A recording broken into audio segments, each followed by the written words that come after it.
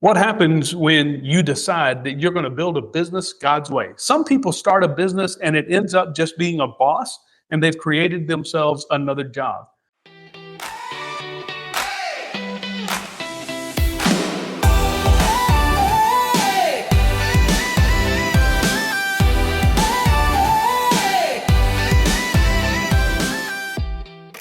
Today's Kingdom Entrepreneur episode brings you a CEO who runs 57 locations and a team of nearly 600 people spread across a great portion of the United States. And he made a decision. It was a family decision and then one he's executed to build a business that's based on God, that's based on faith, run by family, and it gives a clean car wash experience. Welcome to Kingdom Entrepreneur, my friend Trey Merchant. Trey, give us maybe a 60 to 90 second view of who you are and how you got to this point in business. Yeah, thanks for having me, Ray. Trey Merchant started off in the family company and on 7B commercial construction. During that period, I had just an idea. I wanted to open one car wash, and that's what I pitched my dad and my brothers, and they had faith in me. I don't know why they did me, and pretty good salesperson. Yeah. I went out and was able to open our first car wash and success, and really didn't ever expect the industry, the business. But what it did do is it opened the doors to meeting a lot of incredible people. And we all know that having the right people in your company is what makes you successful. And so God's put the right people in life along the way. So all the glory to God and to those people that have stepped up and helped me get where we are today. Yeah. Well, great story. You started 2015 is when the first wash opened. Is that correct? Yes, sir. And when you did that, you said just one. How long before the dream became? The dream became 100. In process. Yeah, no. So it actually didn't start out great. First wash, at the start of the first wash, there was a lot of doubt, a lot of questions if we made a mistake. And God provided a nice snowstorm, and that it kind of took off, and we saw what it could be. Very quickly, we knew the capabilities of 7B and how quickly we could grow. And so we set our goals on 100. Technically, we have opened 89 locations.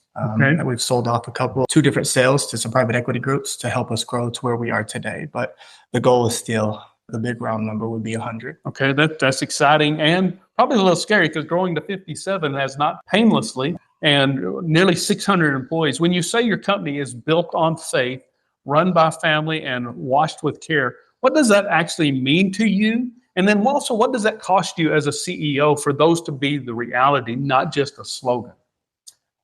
Yeah, so, I think the joyous part of my entire professional career has been working with family. Mm-hmm. And a lot of people question how we as brothers and father can all work together and not, want to kill each other. And us and maybe other groups that try to run family companies is our singular focus and understanding that we are the middleman in this, that it is God's company, and we are just trying to manage it the best we can for him.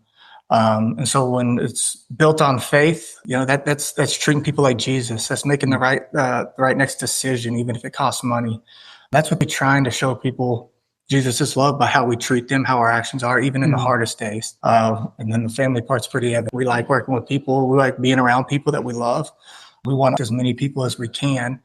For me, my opening slogan for anybody that comes in that we hire is welcome to the family. And it's not just a saying to me, it's how I feel, because we spend so much time together up here trying to build something that I end up knowing a lot about everybody and vice versa. So it feels like family. And so it is more than a slogan. And I know that's been a progression, that it started with a really good foundation. But as you've continued to build the car wash chain and the brand, that built on faith and run by family has become even more of a reality and even more true. Speak to that, part of that progression and what it was like, maybe where you started, and then some of the big changes, shifts in your mindset and then execution of that. Yeah, so when we were small, Jeff will get upset if I get this wrong, I think we grew to 21 or 24. It's our first big growth. And it was based, and the foundation was our faith. And it was just grind and be grateful for where we were as a small company, as a family-owned company. And so that our focus stayed there. We prayed, we knew our people, kids. And so it felt like family, and we always did along the growth. I think we lost sight of that. I know we lost sight of that. became about how do we make this thing profitable? How are we going to make money? How, and those, the P&L started mattering more, than the faith side of things. Being able to sit with a team and as a family, we had a conversation during one of our meetings, and it was, what separates us? What are we doing that's going to make us better? That is different than everybody else, because we all have great equipment, great chemicals. We all, in theory, do the same thing every car wash. So what are we going to do? Who are we that makes us different or better than our competition? And it became very apparent, as a CEO and having the pressure that comes along with a family company is not wanting to let your people down, not wanting to let your family down. So I had a moment where I was unsure what was the next that I was going to provide our team as to where we're heading and what we're going to do to truly move the needle. And be honest, in that moment, it was full of tears and doubt, self-doubt. Kind of let that kind of sit. And it wasn't long after that the idea popped in my head of listen, idiot, what makes you different? What you put on your website, what you guys do in the office, are you doing it outside? Are you doing it? Is it just something you're putting on your website, or are you living it in the field? And so at that point, we came in and we talked, and it was amazing because it wasn't just me. I remember my executive team, I had challenged them, everybody think of what the next strategy is. What is it that's going to separate us? And everybody came in a different way, in different words, came back to the exact same thing. And it was our faith. And how are we going to get it out of the office, out of our headquarters, and to the field? Okay. And And you shared with me that your mission statement is to be the church serving as a car wash company. And if I remember correctly, that was part of the question is, how are we actually doing that? And so share with our listeners and those who are watching on YouTube, what are some of the things that you said, these are the steps, or that your leadership team said, these are the things we're going to do to actually make that a reality, not just a slogan? Yeah, I don't want to be on our website. I didn't want to be a church disguised as a car wash if that wasn't it. I mean, we've always done things. We've always tried to help hospitals, give back to charity, schools, all those things. But in my mind, I know a lot of the other CEOs in this industry, a lot of them do good things. So again, that didn't separate us. That wasn't us living up to our larger mission. And so how do we go serve our people? And my thought was, okay, how do we get it to the other almost 600 employees? How do we give them the opportunity to understand who we truly are and what we believe our larger mission at Champion is, which is building the kingdom. You got to make money to do that, right? To stay alive, we've got to be profitable. But how do we get it out of our headquarters, from the executive team, from the office team to the field? And the first step for me was Bibles. And so we went and bought and handed out almost 600 Bibles. Wow. And we delivered them as an executive team. And we prayed over the ones that wanted to be. And it's for us, we don't force anybody. You don't have to be a Christian. You don't have to believe what we believe to work for Champion. As a matter of fact, it's the opposite. I don't care what your beliefs are, but can you wake up every morning mindset of serve? Yeah. Right. And can I be happy? Can I show people love? And in my mind, as long as your attitude, then please come work for me or work alongside me. And so as an exec team, we wanted to go out and we gave these Bibles and presented it just as that. If you would like to accept this, we want to give you this gift. And, had the opportunity to pray over them and be prayed for. I think it uplifted me and my executive team, maybe more so than the right. Yeah. And that was kind of step one, and then, Lindsay Joy was like, what if we could start praying and uplifting more than just our people? And so, we put QR codes. At a car wash, there's different touch for your customer's attention. So we did a QR code asking, how can we pray for you? And they scan the QR code, again, anonymously, upload their prayer request, or they can put their name on it. And we actually have a built out team every week. So you're talking about going from, over 500 to now millions that we get to have the opportunity to touch in that way. And then having you and the gifts that God gave you, encouragement. So we did another QR code on site where you can scan it, and it has words of encouragement that relate back to a verse. And so now every week we have a different team member record a video of words of encouragement that our team and our customers can scan and hopefully be uplifted in that week and in that. And I love those ideas. They're sometimes we think, man, I've got to just do something huge. And from one perspective, it's like, well, that's pretty simple. Not many people do it. I'm going to give you an employee Bible because we think this is important and this is part of what it means to be built on faith. And I'll pray with you if you'd like, and we'll pray for customers. And we want to do something encouraging. It seems like something small, and yet it has a really huge blessing to the people who get to experience it. But I also suspect in that there's been some pushback. There's been some people say, hey, I just want my car washed. I don't need you, pushing your religion. And so how have you and the Champion team handled the negative pushback? Yeah, and that was expected, right? Like we knew going into it that there was going to be some people that maybe just didn't see it from where it came from and didn't love the idea or love that we pushed it at our sites. We had in some of those prayer requests, had people get on there and say, stop trying to shove this down our throats, just wash our car, get those messages. But we've got 10x the other way of, you have no idea how much I needed this today. The thing that I didn't mention is once a month we give out encouragement cards, and it is just a stock card that we hand out to everybody that comes through our wash, and it has a Bible verse on it. And it had a guy was having a trouble day, having some trouble at home. And he came back the next day and just to thank our team because he and his wife prayed together and they hung it on the refrigerator. And so you hear stories like that and it's like, okay, or, worth it. And again, we're not trying to force it on anybody. We just hope for the people that might need that moment. We want to be a bright part of their day if we can. And I've loved being able to talk to you about it because you talk about it as it's just being who we really are. We're not trying to force anything on anyone. This is who we are, and our lives are based on faith. That's why the company's built on faith, and we want to share that because it's made a difference in your life and in your family's life, and you want it to make a difference in others' lives. I know for a while you stepped away from the role of CEO and then returned about 19 or 20 months ago. What do you think God taught you during that season, and how has it changed the way you lead Champion Express? I think he probably taught me that I am enough to do it. Okay. What does that mean? So whenever you're growing rapidly and I didn't go to school for business. You went to school to play basketball, right? It was then working for the family on the construction side, and I'll outwork anybody. If it comes to putting in hours to grind, I'll stay up there with anybody. But there's that voice in the back of your head of self-doubt. Am I the right one for this job? And when you have this many lives and this many people depending on feeding their families through what you do, there's a weight and there's a pressure that comes with that. And so I would say probably at the time that I stepped away, it was more self-doubt than it was anything else that helped, that made me make that decision.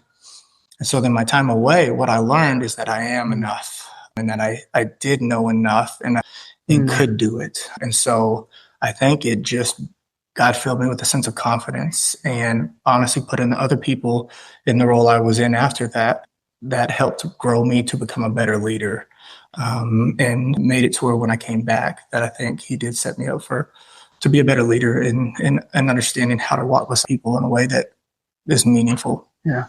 Without making too much of it, because it's not saying like, we're the perfect company. But you've shared with me one of the things you do with your district vice presidents. I believe it's every Monday, and how that's just been really impactful, not just in their lives, but in the relationship with them. We'll share that with those who'll be joining us on this podcast. Yeah. So in December of this last year, we had a company summit, and I skipped that part. And it might have been the turning point for Champion as a company in general. Invited in, which is our vice presidents, trainer, leadership coaches out in the field, that type of stuff, and came in and same deal, right? You're coming in and you're going over training, you're going over, what we did well, what we need to improve on, those type of things, but also because it's us, there's faith behind it. And obviously they're told that before they come, but internally there's, I hope I don't upset any of my people. I hope I don't run them off. Those different things. You don't know how they feel whenever, they experience who we truly are. Or try to be and man, God works in cool ways because one, the relationships that built, the time that we got to spend together, the awakening maybe that it was just for me, but for those individuals that came in, I'm closer now than I ever dreamed I could. And so you alluded to it, after that, I made a request. It's probably an odd request from a CEO and, to my team members. And that was, guys, I'm going to log on to this link every Monday at 11 o'clock. And if nobody's able to show up, because I know you're all working and got stuff to do, I'm going to pray for you. If you have time and you're willing and able, I would like for you to join. You're welcome to join. And tell me how I can be praying for you, what you have going on in your life. It'll give me a chance to tell you what I have going on in mine. And, if you're willing to pray for my things in my life too, love and special. It allows me to understand them, what they're going through outside of Champion, what they're going through inside of Champion.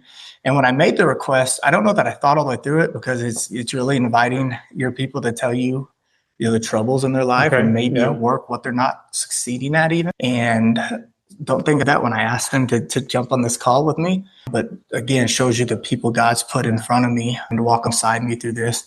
Man, I have some incredible people that are praying for me, and that have been vulnerable and told me what they're going on and asked me for my prayers. And I believe in prayer. Man, I believe in prayer. God tells us to ask. So we ask. And if I can ask on the behalf of my people, and we can surround them with a team that are praying for them, that's powerful. Yeah. And so, again, a great example of a small decision. It was a faith test, I'm sure, to say, wait, am I really going to do this? And then when you, from one perspective, you look at it and go, okay, it's not really that big a deal. And not even knowing where all it was going to go, I know for sure it's one of those decisions you would not back and change. I love it. Again, I'm the type of CEO, I want to get out and I want to wash cars with you. I want to dry. I'll jump down in the pit and shovel the mud. Like, I love that stuff because it's who I grew up being. When you work for your dad, that's right. So I didn't ever ask any of them to do something they don't see me do myself. But there's a trust that's been built there. I think a deep trust. And that's come along with praying and then knowing my heart and being vulnerable. I think as a leader, if you're always trying to put off an image of perfection, you're doing your team a disservice. You're doing your company a disservice. That doesn't mean that does mean that they get to see the human side of me, and I get to see get to be reminded the human side of them outside of production and all that. So, and we all have lives with our struggles. The devil doesn't stop attacking any of us. And we say we're a faith-based company. I promise you, we make mistakes. But part of the building the faith and the trust within our team is they know that if I make a mistake, man, I'm going to do everything I can to do right by him next time and not make that same mistake again. And I think that there's a belief in that and vice versa with me and that team. Thanks. What would you say to a leader? Maybe they're watching or listening and they say, I hear all that and it sounds good, but faith is really a personal issue. And it's probably wiser to keep your faith completely separate from your business.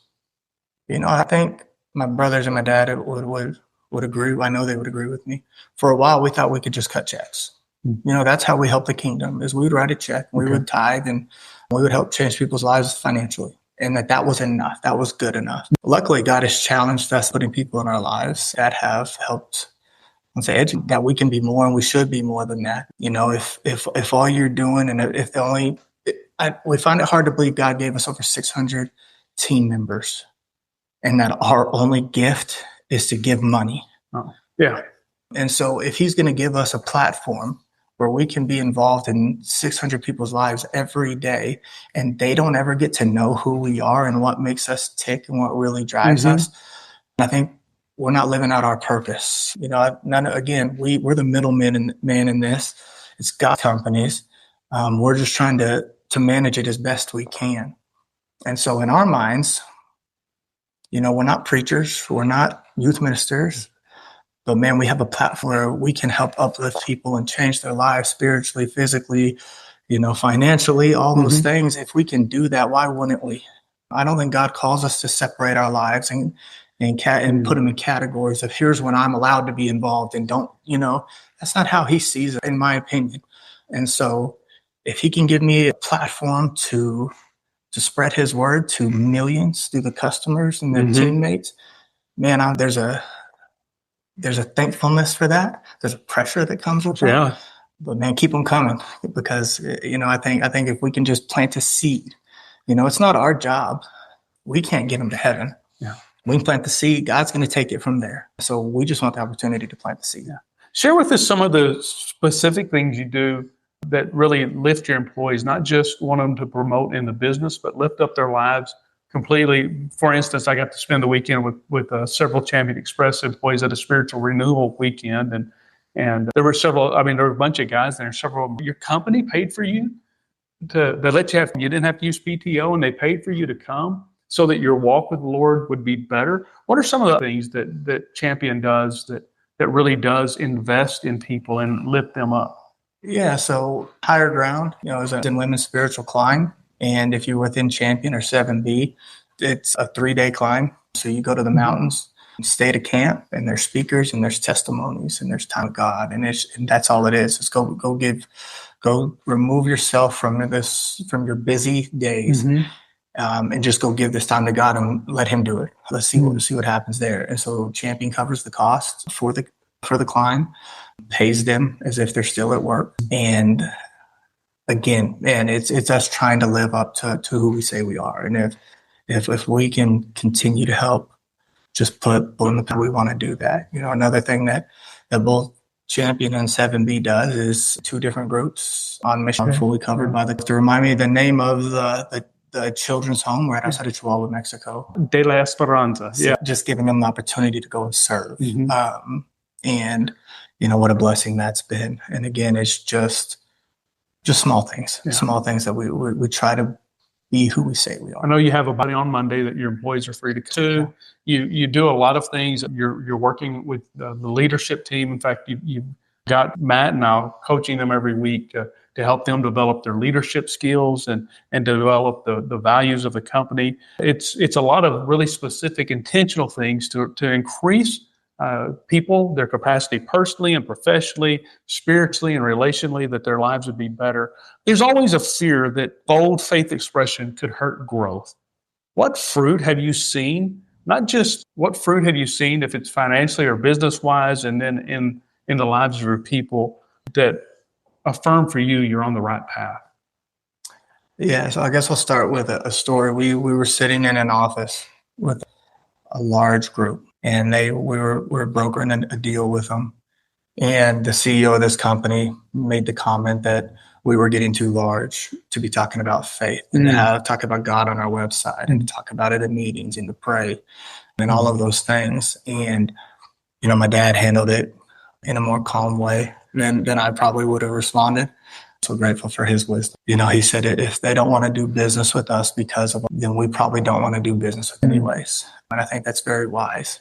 We've been in situations with other companies, other groups that we wish we would have listened to God when we was through it. And then we learned our lesson. And so, I think that's kind of the start. So there was the verbal attacks or challenges that were put in front of us where we could have folded and said, they're right. Let's not do that. Instead, I think we've got more bold, and we've seen the opposite. I think, God gives you the opportunities to dig. I've always remember that because it's so true. He's going to put the opportunities in front of us. You still got to go seize them. You still got to work. He talks about Ecclesiastes 5:18, my dad, and it talks about the gift that God gives you is the ability to go to work. Perspective than most people and have. Earn your lot. Yeah. And because everybody kind of thinks you're going to get, as a company, as an individual, you're going to get to this point and you're going to have this much money and man, you're going to be happy. The fact is that the joy comes along the way. The joy is getting to go shoulder to shoulder with everybody in this building and everybody in the field. And so if we can do that and we can do it while glorifying God or to the glory of God, man, how cool is that? And we've been able to see numbers that we've never done before since the day we started handing out Bibles and we started putting signs up and we started praying together and we started focusing on God. The numbers don't make sense for operational changes. Yeah. Now we've put focus on certain areas, consistency and accountability, but is it a coincidence that it happened right after we stared this initiative and where we put our minds right back to where it should be in Him? So yeah, we've seen P&L looks better than it did before. And even coincidences, I think God's working every day in our company. Again, doesn't mean everything's perfect. Every day is not easy. And I actually think, we've seen it in my conversations with some field attacks. And I think there's been attacks on my family that the devil doesn't want us to do what we're, if he can use Champion to change millions of lives or plant seeds for millions of people to him. You think the devil wants that? So he's going to throw up roadblocks, and we understand that and we view it that way. Like, man, this is something good's coming. God's going to work for us. And so just trying to maintain this. But as far as that CEO telling us we should take it, boy, he couldn't have been. Yeah, we won't talk about what.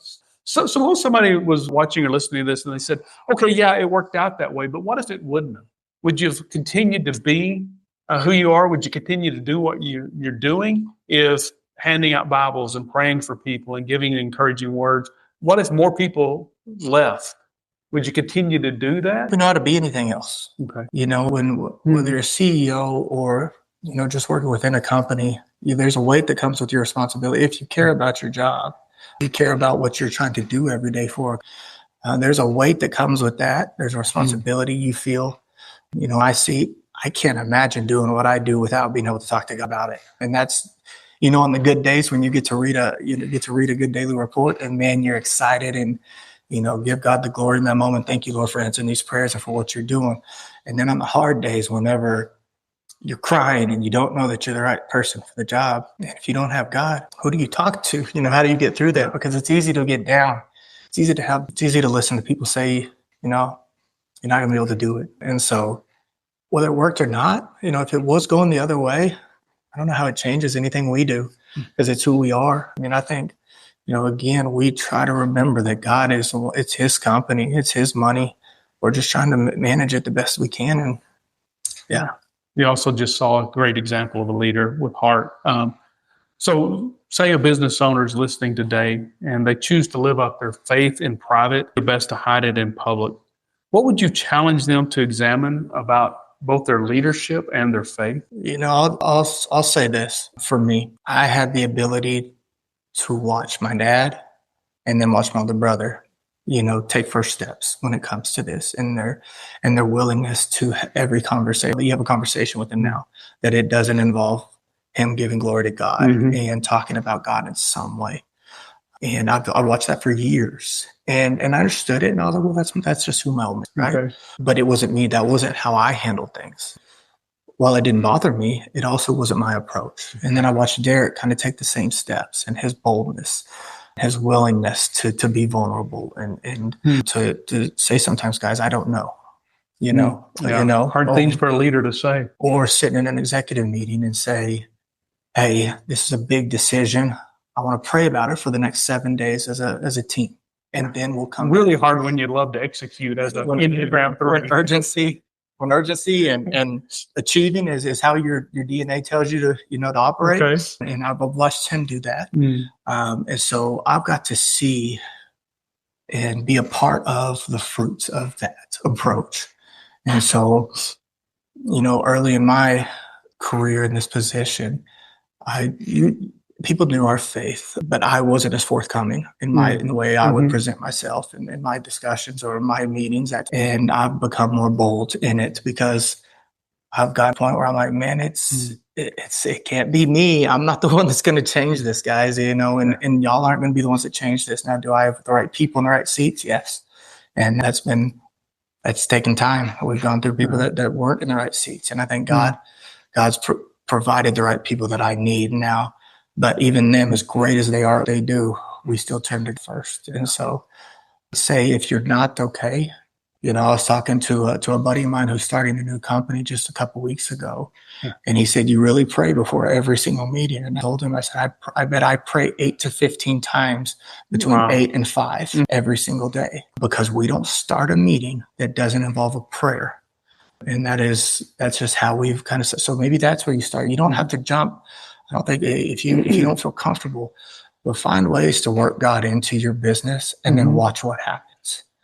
The next thing I'll say is, if you think you can outgive God, try. You know, start 10% or whatever that number is that you feel like, you know, is the most you can do. Do a little more. Watch him return it, because you cannot. And honestly, that's the more fun part about all this, anyways, is having and working, not just to put money in a bank account or to buy another house or a car or whatever, but do it for a mission, that whether it's going on a mission trip or it is a church camp or, you know, just to help your church, or whatever the case may be, have a mission greater than yourself and give to that, and then watch what God does.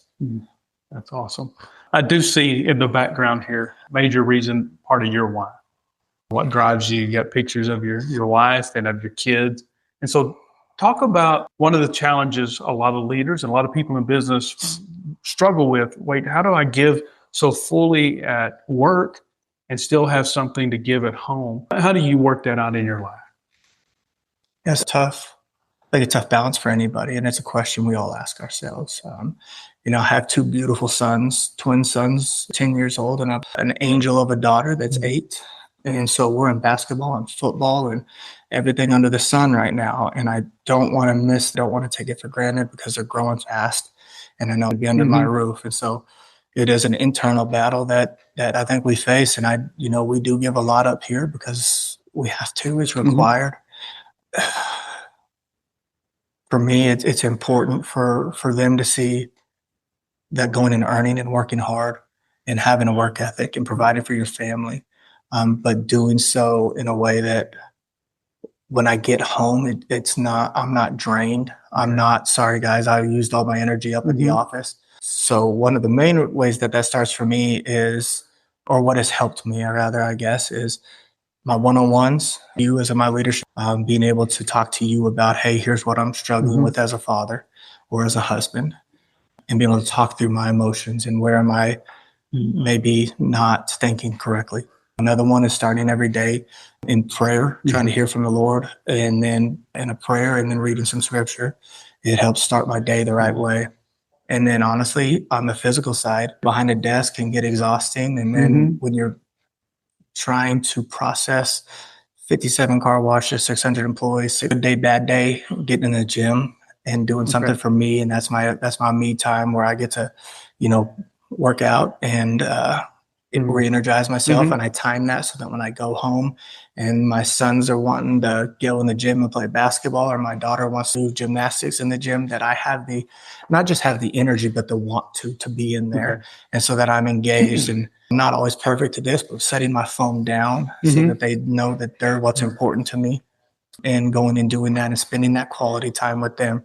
They see daddy's business and they see our company and they understand it for as much as they can at their ages. Father and teaching work ethic and working hard and a responsibility to other people, Lord willing, they move into this company someday and they help run it. And I'm going to start them at the bottom the way my dad did me, and they're going to work their way up. But it's one of my favorite pictures you shared with them working at a car wash. And I was just like, there it is. They get to share something. I want them to learn how to work. I think this is learning how to work and taking pride in what you do. And so I got to show that to them. I can't just talk to them about it. Okay. Well, Trey, thanks so much for joining us. I really appreciate the things you've shared as you've opened up the merchant family heart, and then also shared with our listeners and viewers story. And so we want to encourage you, if you've got some feedback, you've got some questions, send those in. I want to encourage you to share the podcast for Kingdom Entrepreneur. It really is. It's his kingdom and it's your calling, realizing that God has entrusted you with a business and with the employees and the customers you serve, whatever that looks like. And one of the best ways you can do that is to honor him in everything you do. Thanks for joining us, and we'll see you next week.